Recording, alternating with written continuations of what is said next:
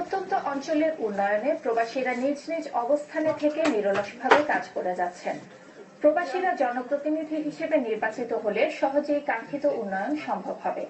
সিলেটে কর্মরত ও বসবাসরত দিরাই শাল্লার সর্বস্তরের মানুষের সাথে মত বিনিময়কালে এসব কথা বলেন সুনামগঞ্জ ২ দিরাই শাল্লা আসনের সম্ভাব্য সংসদ পদপ্রার্থী শামসুল হক চৌধুরী।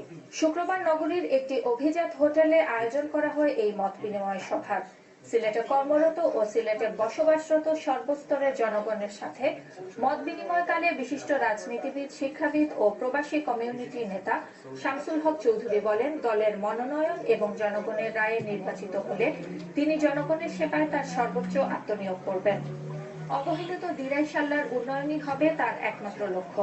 মত বিনিময়কালে অন্যান্যের মধ্যে বক্তব্য রাখেন অ্যাডভোকেট মাসুম চৌধুরী, অ্যাডভোকেট শুয়েব আহমদ চৌধুরী, দৈনিক যায় দিনের সিলেট ব্যুরো প্রধান ও জেলা প্রেস ক্লাবের দপ্তর সম্পাদক তালুকদার আনোয়ারুল পারভেজ, কামরুজ্জামান ও মিজানুর রহমান।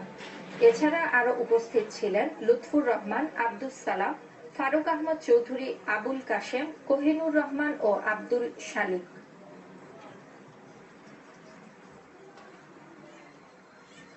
বাঘার সফরি সিলেটের একটি বেশ জনপ্রিয়